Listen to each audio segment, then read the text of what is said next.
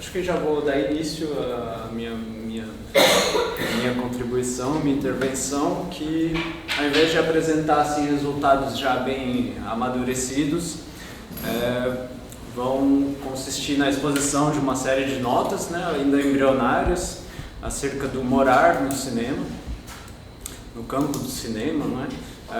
Mas por mais fragmentárias que sejam as minhas notas, elas estão estruturadas em dois grandes tempos.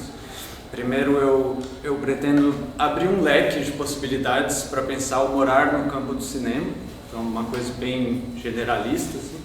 E no segundo momento eu faço um sobrevoo por meio a vários filmes brasileiros recentes, tentando indicar uma certa ênfase que os cineastas conferiram a essa questão do habitar, e que cineastas muito diversos conferiram essa questão. Bom, então vamos lá. Pode dar para o primeiro trecho. Então, o advento da fotografia e do cinema teria provocado, segundo François Ninet, uma revolução copernicana, né? Porque ele nos dá a possibilidade inédita de observar lugares em que nunca estivemos. O autor afirma que já não é o viajante que se desloca, mas o mundo que vem ao encontro do seu olhar. Então, o cinema seria, ainda segundo Ninet, um novo meio de transporte, né? Fazendo do seu espectador, cito de novo, um viajante imóvel. Mas se ao longo da história a experiência cinematográfica foi repetidamente comparada àquela da viagem, abrindo novos horizontes aos espectadores, os deslocando, os deslocamentos proporcionados pelos filmes tendem a implicar também uma forma de estadia ou de habitação. Eu quero dizer com isso que muitas vezes o deslocamento implicado na experiência do cinema implica também desculpa, vou me retomar. Quero dizer com isso que, no mais das vezes, mesmo quando ambientados em rincões longínquos, os filmes tendem a oferecer aos espectadores a possibilidade de habituar-se a um determinado contexto ou diegese, tecendo relações mais ou menos duradouras com lugares ou personagens, o que remete a uma das definições do verbo habitar, né, que seria ocupar habitualmente um local. Então, o habitar tem relação com o hábito, né, como indica a raiz etimológica comum. Então, se o próprio... Guilherme, pode próxima frase, por favor. Se o próprio nome cinematógrafo anuncia a vocação para grafar movimentos de quaisquer elementos visíveis, em suas estéticas dominantes, o cinema se atém particularmente à figura humana e aos lugares. Eu entendo por lugar, pela ideia de lugar, porções de espaço antropizadas, mais ou menos reconhecíveis, que podem ser nomeadas e associadas a práticas humanas. Então, ao se apresentar como majoritariamente em todo caso o cinema, ao se apresentar como uma antropografia e uma citografia, o cinema faz com que um dos gestos mais elementares do humano com relação ao espaço, o de habitar, se torne crucial em sua dramaturgia. Então, a minha proposta é pensar o cinema não mais somente como uma viagem, mas como uma articulação em diferentes proporções entre deslocamento e permanência, travessia e moradia, alteridade e familiarização. Então, enquanto os gêneros, e isso em diferentes medidas, diferentes proporções, diferentes ênfases, né? Enquanto os gêneros como road movie e western estariam mais atrelados ao deslocamento, à itinerância, as poéticas do cotidiano, atentas a hábitos, a pormenores do dia a dia, seriam mais próximas da estadia ou do morar. Com efeito, a maior parte das formas de expressão audiovisual não se esforça para escapar naquilo que põe em cena ao que na Grécia Antiga se entendia por ecúmena, cujo significado designa os espaços habitáveis, e a etimologia remete à casa, que é o oikos. No entanto, há uma série de filmes que podemos vincular ao eremos, que designa os espaços inabitáveis, e o eremos também significa em grego o deserto, seria habitado somente pelo eremita, daí a raiz também comum entre o eremos e o eremita. Então, eu tento pensar a que pode corresponder essa distinção no cinema, né? Então, afora os números que se debruçam sobre o deserto, e que por vezes se valem desse para tensionar os limites da humanidade, tem uma série de filmes que vão figurar o deserto, tentando questionar sobre os limites históricos e temporais e espaciais da humanidade. Afora toda essa filmografia, o Noel Burt, ele propõe não, mas é possível pensar a partir dele o inabitável no cinema como os filmes que afirmam a imagem como uma superfície plana, porque o homem precisaria da profundidade de campo, da profundidade para poder se projetar, se imaginar, imaginar o universo fílmico como um universo habitável. E o Burt enxerga então nessa dicotomia entre habitável e inabitável o próprio binarismo entre o cinema dos Lumière, dos irmãos Lumière, com maior profundidade de campo, um cinema mais aberto ao mundo, e por outro lado o Georges Méliès, que se vale de um espaço mais exíguo, um espaço exíguo do palco, utilizando telas planas e pintadas no fundo do cenário, né? O cinema da superfície, ou do eremos, se quisermos, se torna ainda mais inabitável quando ele se assume plenamente como um espaço superficial, da superfície da imagem, como no caso do Anemic Cinema, do Marcel Duchamp e tantos outros depois dele, as imagens abstratas, etc. Então, essa distinção entre ecúmena e eremos ecoa na distinção entre um cinema que seria mais um cinema do mundo e um cinema que seria mais um cinema do artifício, ou ainda na famigerada distinção entre cineastas e teóricos formativos e realistas.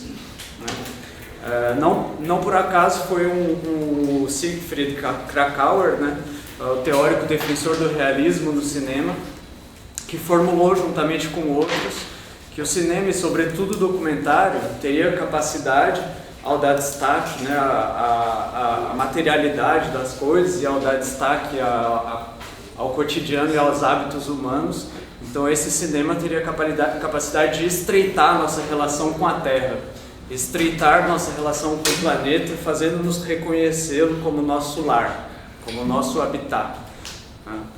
Mas apesar de... importa notar assim, que todas essas dicotomias a gente sabe são imprecisas e insuficientes, A maioria dos filmes envolve realmente, ao mesmo tempo, deslocamento, estadia, realismo e formalismo, profundidade e superfície, Então, claro que a gente não vai se contentar com essas dicotomias entre um cinema da ecúmena e um cinema do eremos, Evidentemente essas tendências coabitam com diferentes ênfases, O próprio Serge Tanet, na sua formulação, sua concepção do cinema, parece entender essa impossibilidade de criar essa distinção quando ele pensa no cinema como uma viagem capaz de formar cidadãos do mundo, ou seja, ou bem a gente se aproxima do cinema, ou bem a gente se aproxima do mundo para melhor deslocá-lo, ou bem a gente se afasta do mundo para melhor habitá-lo. A gente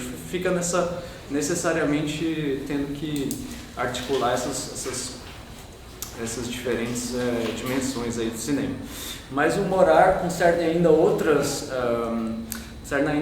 dimensões do cinema, antes do audiovisual chegar à ubiquidade que ele atingiu com a internet banda larga e com os novos dispositivos de difusão, a popularização das videotapes, no final dos anos 70, engendraram uma domesticação dos filmes, como indicam os nomes VHS, Video Home System, e o próprio Home Theater, Isso teve consequências importantes nas condições de espectatorialidade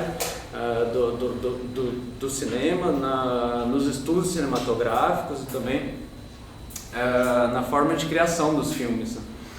Então, tornou-se possível, pela primeira vez talvez, colecionar obras cinematográficas em casa, né? Habituar-se a elas, habitá-las de novas maneiras, assim, revendo várias vezes, pausando, reassistindo a certas sequências, quantas vezes quisermos, né?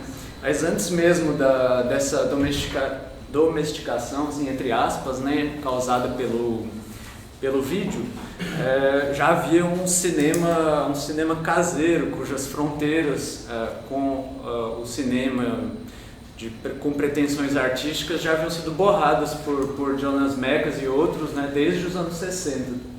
Uma outra dimensão assim, da casa no cinema, além dos casos extremos de cinefilia, né? Tem um documentário, talvez vocês tenham visto, chamado Cinemania, que apresenta aí alguns sujeitos nova-iorquinos que passam mais tempo em salas de cinema do que em suas próprias casas.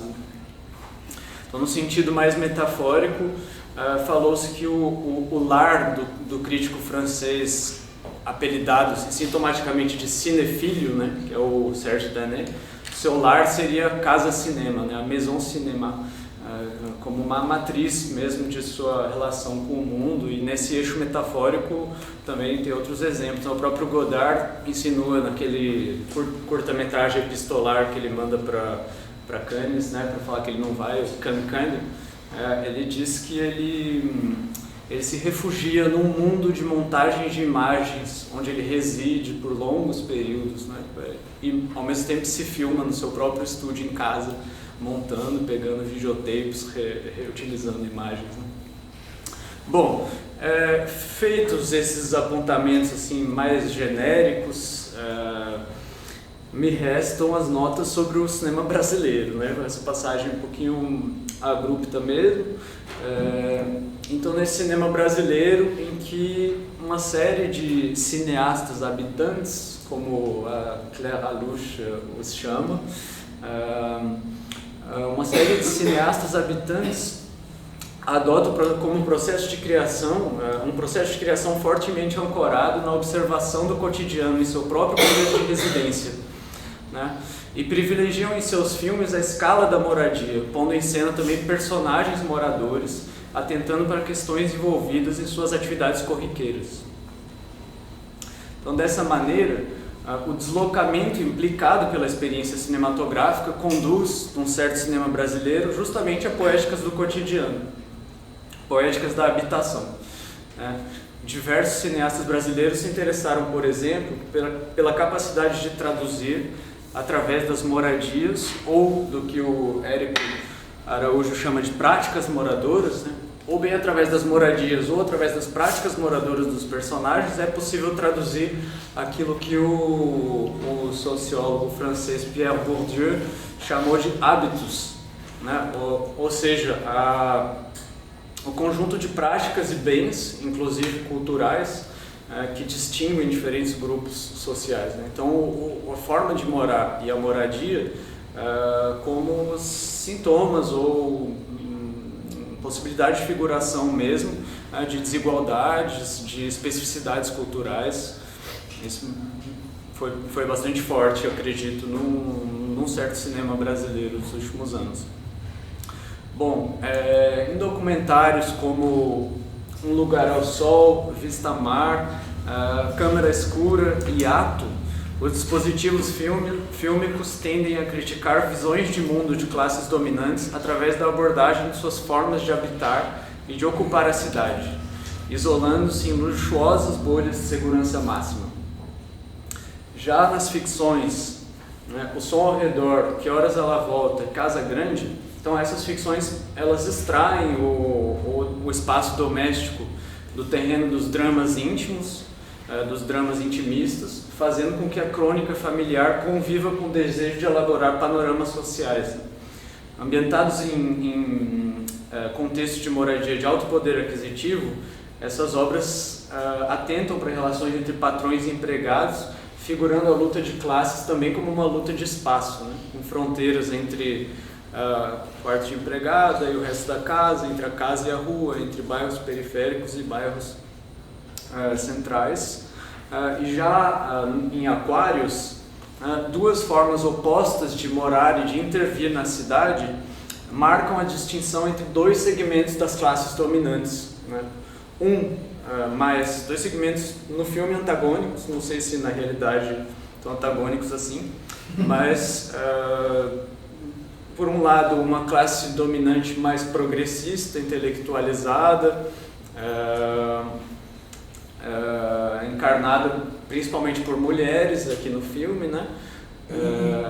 Das quais a protagonista é Clara, e por outro uma elite patriarcal, familista, movida unicamente pela plutocracia neoliberal mesmo, né? Incorporada pelos empreendedores imobiliários. Já nos filmes do Adirley Queiroz, né, como A Cidade é uma Só e Branco Sai, Preto Fica, né, ambientados na cidade satélite de Ceilândia, as condições precárias de habitação dos dias de hoje são frutos de uma história deliberada de ações elitistas e racistas, né?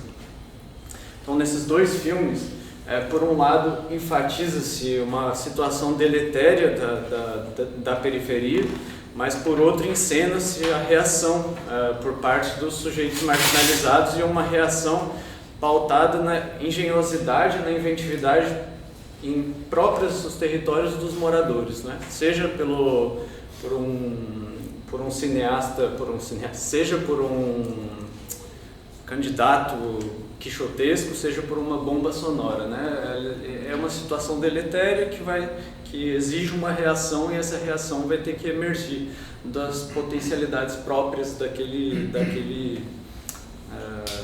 meio.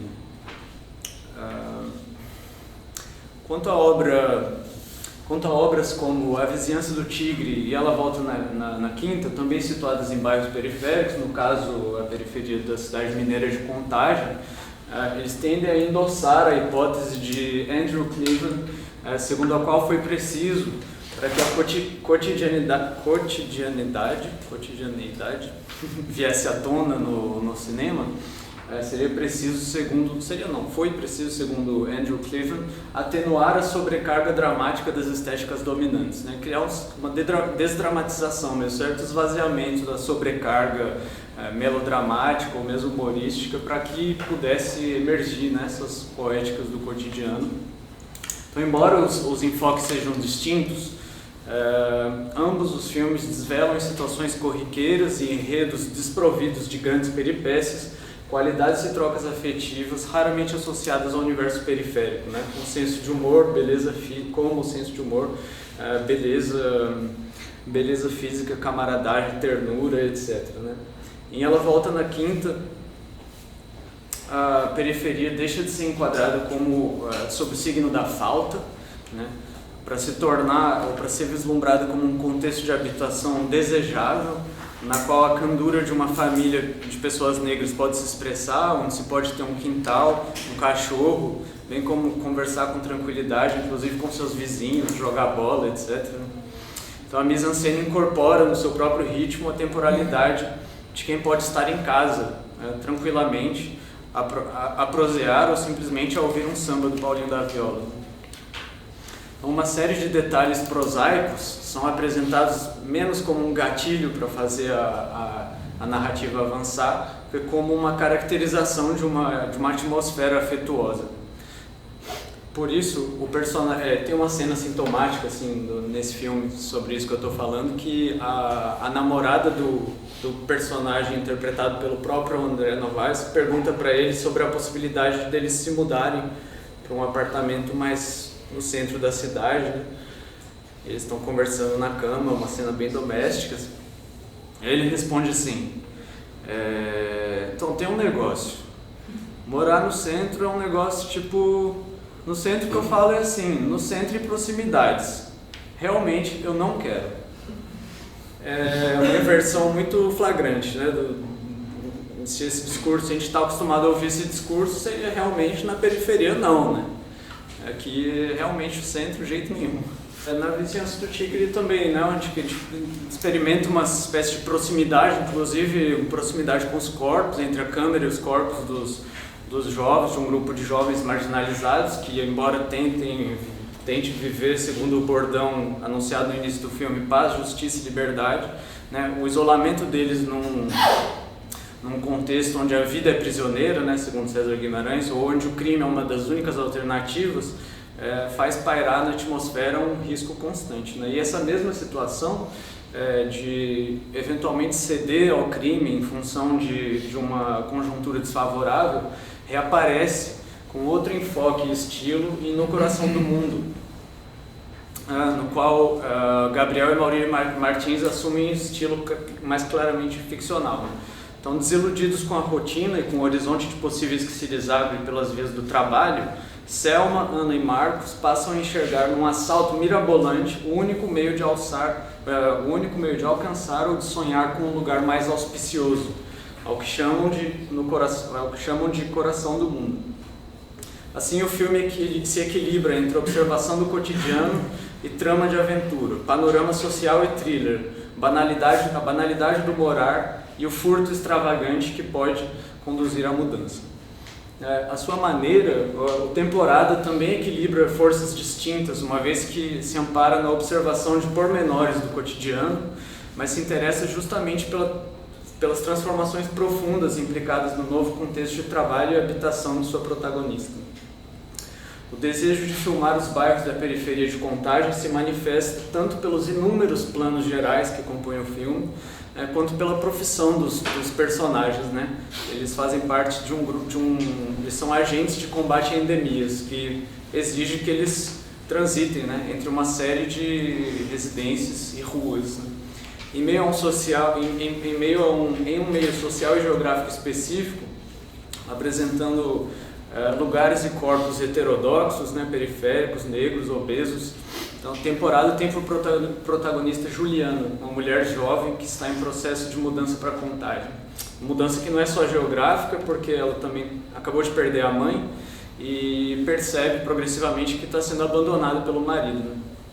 Mas se o fundo do filme é então um trágico, né, perto da mãe tem um aborto envolvido, tem esse divórcio, se tem esse fundo trágico, o processo encenado pela mudança da protagonista é um processo de uma mulher negra que constrói uma nova vida, batalha por sua autonomia financeira numa nova cidade, passa a ter amigos, adota um novo visual, assume progressivamente as rédeas de sua trajetória, né, como indica a cena final em que ela toma o volante de um carro, do carro de um amigo. Então estou tentando conjugar aqui essas forças do morar, do se mudar, do conduzir um carro e do criar novas raízes, criar uma nova vida, né? Então o último filme que eu vou comentar é em 40 segundos, é que depois de dois filmes eminentemente domésticos, né, o Mulher à Tarde ou A Vizinhança do Tigre, o Afonso Shoa se une ao João Dumans para realizar o Arábia, né, obra pautada pelo itinerário errático de um peão de trecho, que é o Cristiano, né? Nesse filme, o habitar aparece como negatividade, ou seja, a caracterização da experiência do trabalhador repousa em partes na impossibilidade de morar. Desde que saiu da prisão, Cristiano pegou a estrada aos modos de um andarilho, fazendo, segundo ele próprio, de tudo que um homem pode fazer, sem criar raízes ou constituir família. E o próprio protagonista escreve no seu caderno: a estrada era minha casa. Quando ao fim do filme, no ápice do seu desalento, enfurnado numa fábrica, no trabalho pesado de uma fábrica, o som das máquinas cessa subitamente, Cristiano sente como se acordasse de um pesadelo. Nesse momento, ouvimos sua voz off, que diz o seguinte: estou cansado, quero ir para casa. Quem se lembra que é um momento bem enfatizado, né, pela mise-en-scène do filme, né? O som some. Quero ir para casa, queria que todo mundo fosse para casa. Queria que a gente abandonasse tudo, deixasse as máquinas queimando, a fumaça subindo, preta igual a noite, tampando o céu e jogando dinheiro fora. A gente ia estar em casa, tomando água, dormindo à tarde. Queria chamar todo mundo, os homens e as mulheres, e dizer no ouvido de cada um: vamos para casa. Nós somos só um bando de cavalos velhos. mas esse insight eventualmente redentor da classe trabalhadora é comunicado ao público quando o protagonista está em coma, né, combalido, sem poder de ação. Então a Arábia parece indicar assim, nessa dinâmica que no meu entender, né, vocês vão me dizer o que vocês acham, os valores capitalistas do trabalho estão a tal ponto disseminados que os próprios trabalhadores os propagam, assim, difamando ou ignorando os sindicatos às custas de seu próprio sacrifício, né, representados pela impossibilidade de arredar pé, de morar, de ter lazer, de constituir uma família, né, que aparece para o cristiano como uma espécie de coração do mundo. Né, o ócio, o morar se torna um horizonte, mas que ele já não pode atingir porque ele está em coma. Né.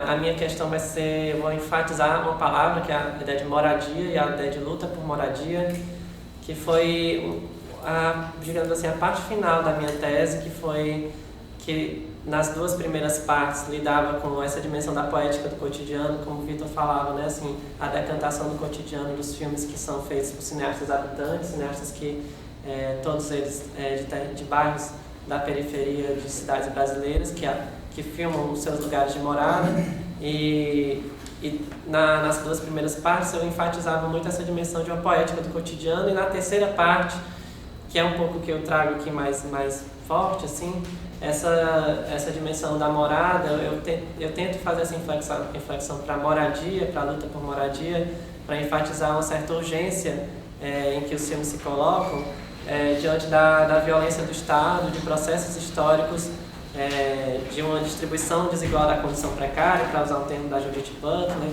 ou de uma distribuição desigual da violência, como diz a J. Mobassa.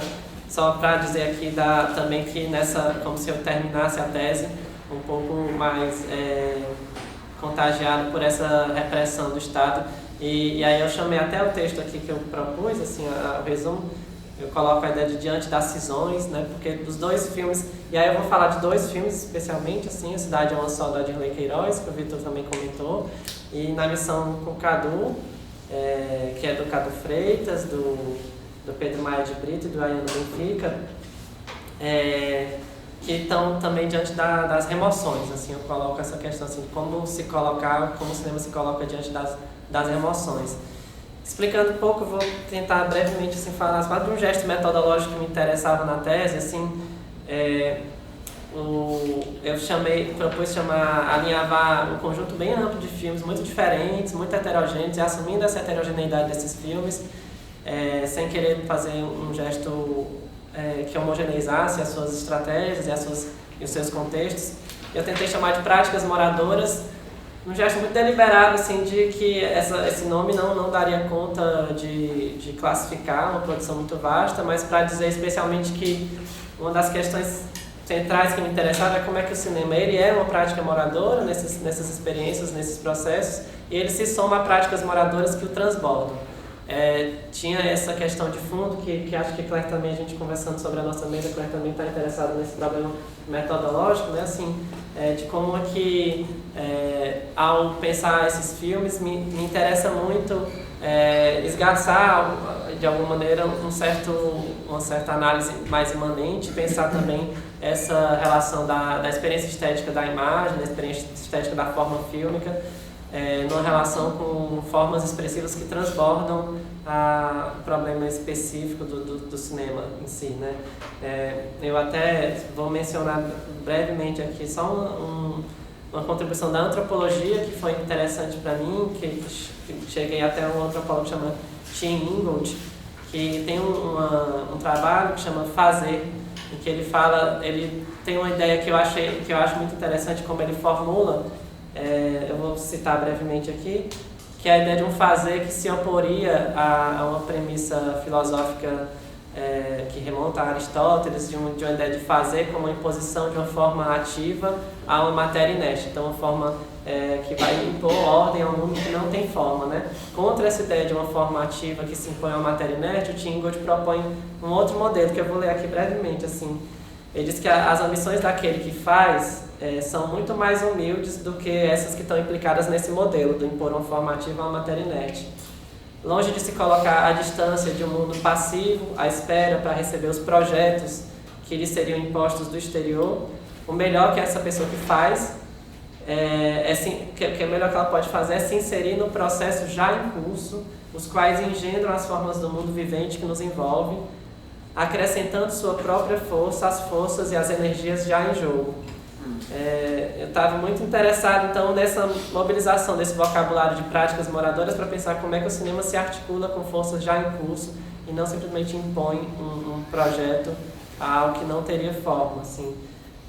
Enfim, diante disso, só sublinhando assim essa preocupação metodológica assim de fundo, eu vou então assim sair do meu script para os filmes, assim que aí eu digo assim, fiz realmente esse recorte de falar de 2 filmes, assim, que também era o gesto da tese, assim, montar capítulos que assumissem quase um gesto curatorial, que propusessem cotejos entre filmes, a partir de em cada capítulo algum diapasão que enfim, tentasse justificar a reunião dos filmes.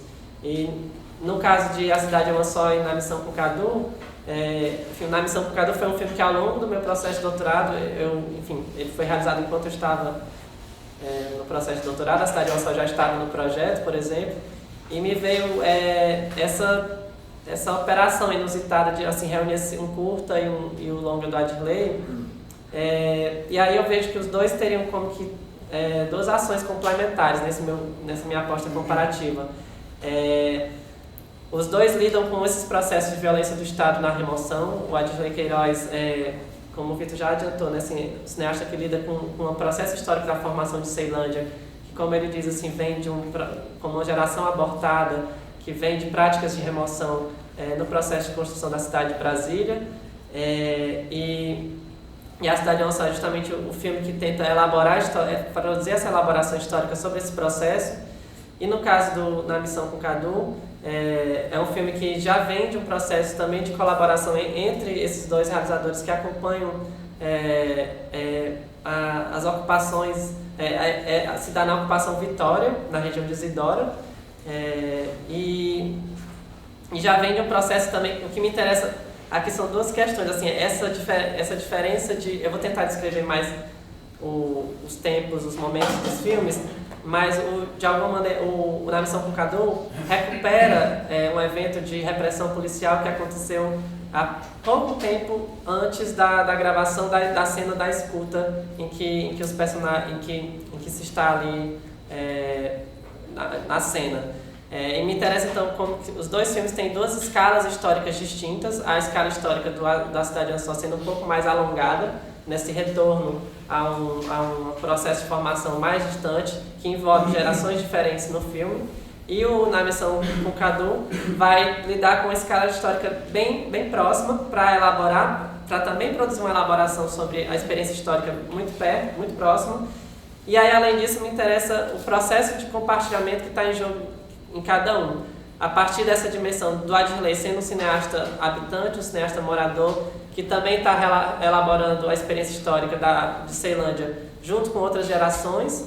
E aí eu não vou me alongar, assim, nesse capítulo eu desdobro muito os índices da presença do cineasta, que já foi muito discutido. Eu falo especialmente da Cláudia Mesquita, do André Brasil e da Arnanda Serra, que está aqui também, que analisou o Cidade é uma Só na dissertação dela, sobre esses indícios da participação do cineasta na cena fílmica. O André Brasil tem um texto que chama Quando o Anticampo se Avizinha, que ele está interessado justamente nos momentos em que o Adirley e a equipe saem do Anticampo e surgem em cena, e como elementos que mostram esse engajamento da equipe na própria cena fílmica. E no caso do Na Missão com Cadu, tem esse detalhe assim, o Cadu Freitas, que é a pessoa que realiza o filme, que é inserido na metade final de Na Missão com Cadu. Ele é morador, ele é ocupante, e ele recebe também 2 cineastas que não habitam esse território, mas que já estão envolvidos em processo de compartilhamento dessas lutas, dessas demandas da ocupação em especial. E aí eu até, escutando o Vitor, pensava também nessa complementariedade também entre o deslocamento e a estadia, digamos assim. No meu caso aqui, eu fico pensando essa compartilhamento de horizontes entre quem visita e quem acolhe também. Assim, no caso da missão com Cadu, existiria esse compartilhamento de um processo de aliança, de constituir uma aliança. Eu vou tentar, são 2 filmes, eu optei, vou passar só trechos do Na Missão com Cadu, só para tentar, vou passar o comecinho, por favor, que é a chegada da equipe.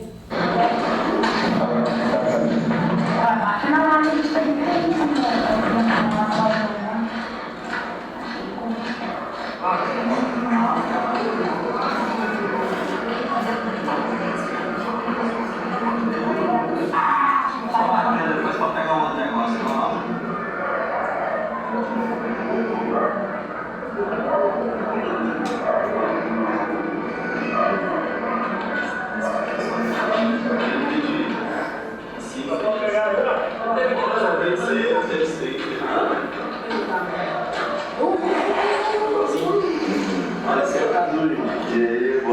Boa tarde, tudo bem? Beleza? Você lembra dele que fez aquela oficina? Lembro sim. Beleza? Na festa também, semana passada. Isso, sim. Ricardo também fora do banco. Ricardo. Tudo bem? A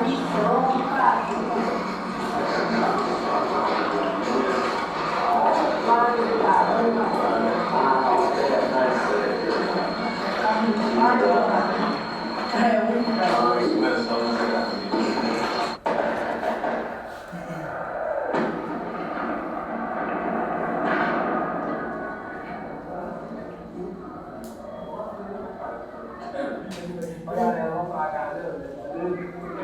vamos largar o vídeo ali, vamos lá. Interessante. Tá um depois do outro mesmo, a gente tá meio igualzinho que vocês fizeram, sabe? Mas já tá mudando a internet esses vídeos tudo aí. Beleza. É isso aí. Se quiser ficar aqui na frente, ó galera.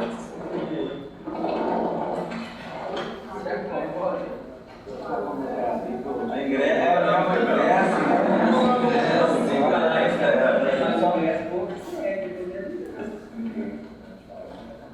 vamos começar então. É isso aí, vamos junto na missão dele. Casa lá, para os teus lá no